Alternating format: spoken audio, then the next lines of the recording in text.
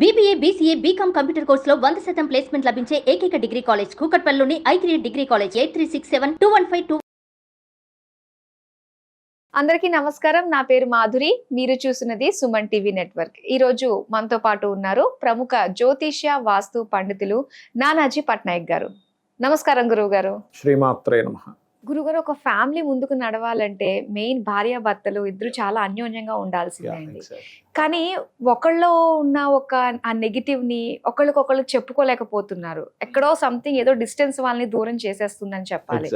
And వాళ్ళిద్దరూ అన్యోన్యంగా ఉండి ఇంకా కుటుంబంలో చక్కగా ముందుకు సాగాలి, పిల్లలకి అన్ని రకాలుగా వాళ్ళు చూసుకోవాలి అంటే అసలు భార్యాభర్తలు ఏ విధంగా ఉండాలి, అలాంటి ప్రాబ్లమ్స్ వచ్చినప్పుడు వాళ్ళు ఏ విధంగా బయటపడాలి అన్న విషయాలు మేము తెలుసుకోవాలనుకుంటున్నామండి. దానికి జ్యోతిషాస్త్రంగా కొన్ని ఉన్నాయి, అవి సెట్ చేసుకుంటే సెట్ అవుతుంది ఒకటి.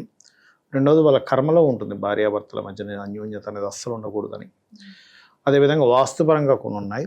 అయితే నాకు మన ఈ మధ్య ఒక మూవీ చూసినప్పుడు దీన్ని ఇక్కడ కూడా అప్లై చేయొచ్చు అనిపించింది. మీరు యానిమల్ అని ఒక మూవీ చూసారా మీరు? చూసానండి. అందులో ఒక రిలేషన్ గురించి ఒక విషయం ఉంటుంది. తండ్రి కొడుకు, లాస్ట్లో కొడుకు చెప్తాడు, తండ్రి అంటే ఎంత ఇష్టం ఉంటుందంటే ఆ సినిమాలో హీరోకి, ఫాదరే అతనికి రోల్ మోడల్. ఫాదర్ కోసం ఫాదర్ బర్త్డే అనగానే వాడు పరిగెట్టుకొని ఒక బ్యాక్గ్రౌండ్ సాంగ్ ఒకటి వస్తుంటుంది, హాట్ ఇదిగా ఉంటుందంటే అందులో లాస్ట్లో ఒక డ్రామా ఉంటుంది. అంటే ఏంటంటే ఆ కొడుకు నువ్వు ఈ తప్పులు చేసామని చెప్పకుండా మన ఇద్దరం ఒకసారి నటిద్దాం అంటాడు, నువ్వు కొడుకుగా నేను తండ్రిగా చేద్దాం అంటాడు. మార్చుకుంటారు. మార్చుకున్నప్పుడు అనిల్ కపూర్కి ఎంత రియలైజేషన్ వస్తుందంటారు, నేను ఇంత చిరాకు పడుతున్నాను వాడి మీద అంటే వాడిని అద్దంలో చూసుకున్నట్టుగా చూపిస్తాడు అక్కడ. ఆ హీరో ఇలా ఫోన్ చూస్తూ నడుస్తున్నట్టు పాప బోల్ అని ఒక రకమైనటువంటి హేటింగ్ వాయిస్తో చూస్తాడు. నాకేమనిపించిందంటే ఆ మూవీ చూశాక ఒక భార్యాభర్త మధ్యన కూడా ఇలాంటివి జరుగుతుంటాయండి. భార్య ఏదో చెప్దామని చూస్తుంటే భర్త హేట్ చేయడము కొన్ని ఇళ్లలో జరుగుతాయి. పాపం భర్త మంచివాడై కూడా భర్త ఏదైనా మంచి చేద్దామన్నా సరే భార్య చేదరించుకుంటూ ఉంటుంది. ఎప్పుడైనా ఒకసారి కనుక వాళ్ళు నిజంగా ఒక అండర్స్టాండింగ్ వచ్చి అసలు వాళ్ళిద్దరు ఎలాగ ప్రవర్తిస్తారో ఒకరికొకరు కనుక రివర్స్ అయ్యి చూసుకుంటే ఒక క్లారిటీ వస్తుంది అనిపించింది నాకు. నిజమే, అవునండి కదా. అంటే ఆ సినిమాలో ఎలా అయితే చేశారో అలా ఒక్కసారి మార్చుకోవాలి వాళ్ళ క్యారెక్టర్స్. మార్చుకుంటే అప్పుడు వెరీ క్లియర్గా అర్థంలాగా అనిపిస్తుంది వాళ్ళ ఇది. అరే నిజమే కదా, ఆ వ్యక్తి అలా అన్నప్పుడు నాకు ఇలా అనిపించిందా. ఎందుకంటే మనకు అనుభవం వచ్చేదాకా కూడా అవతల వాళ్ళు ఎంత కష్టపడుతున్నారు. ఇప్పుడు చూడండి, చాలా సింపుల్గా టీ పెట్టి ఇచ్చారు, టీ లేదు చక్కెర, ఏమిటి నీ మొహంలా ఉంది పడేయడం చాలా ఈజీ. కానీ అదే సేమ్ సిచ్యువేషన్ అవతల వాళ్ళకి జరిగినప్పుడు మనకు అర్థమవుతుంది. ఒక టిఫిన్ ఇచ్చినప్పుడు కావచ్చు, అసలు మనం ఎంతమందిని ఒక టిఫిన్ ఇచ్చినప్పుడు దాన్ని ముఖం చూస్తూ నవ్వుతూ బాగుందని ఎంతమంది అంటున్నారు, ఒక టీ తీసుకున్నప్పుడు బాగుందని ఎంతమంది అంటున్నారు. ఒక భర్త ఇంటికి వచ్చినప్పుడు ఎంతమంది భార్యలు అతన్ని నవ్వుతూ తలుపు తీస్తున్నారు.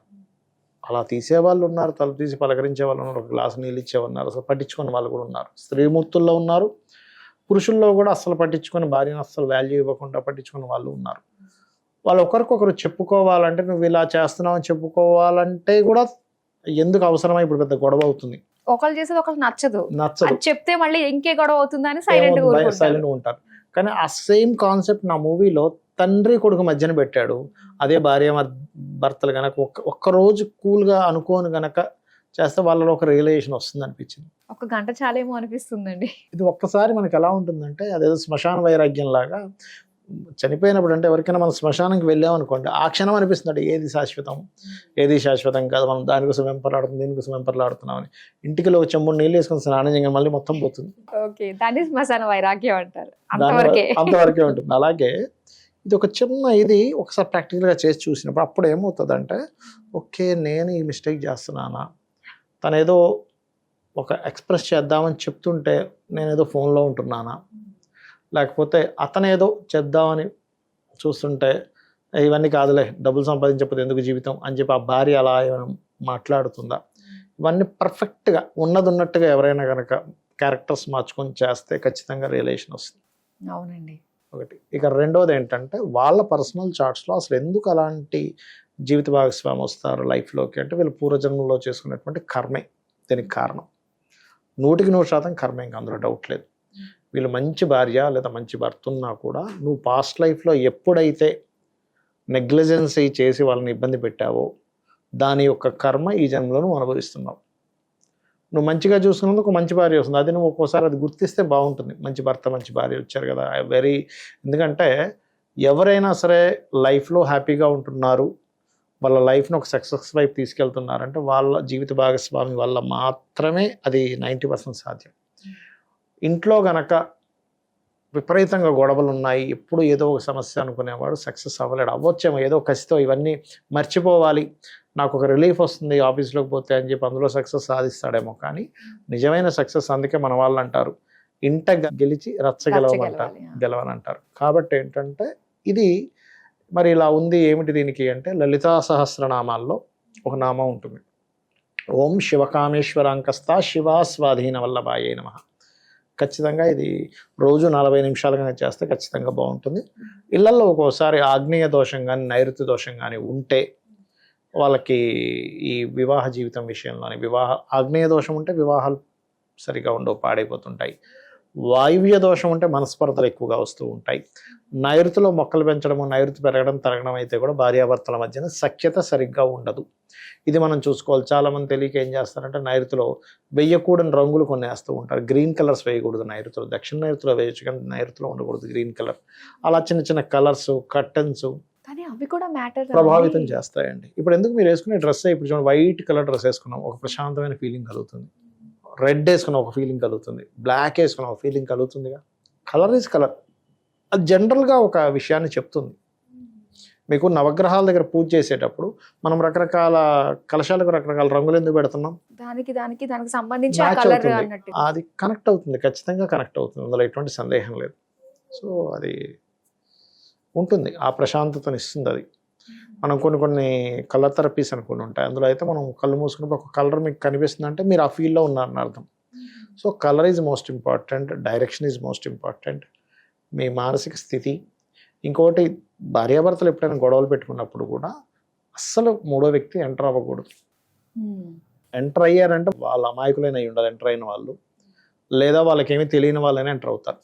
అంటే అమాయకులు, లేకపోతే అన్నీ తెలుసు అనేటువంటి భావనతోని, లేదా వాళ్ళిద్దరిని చెడగొట్టే ఇది, లేదా వాళ్ళిద్దరిని ఏదో కలపాలని అనుకొని ఎంటర్ అవుతారు.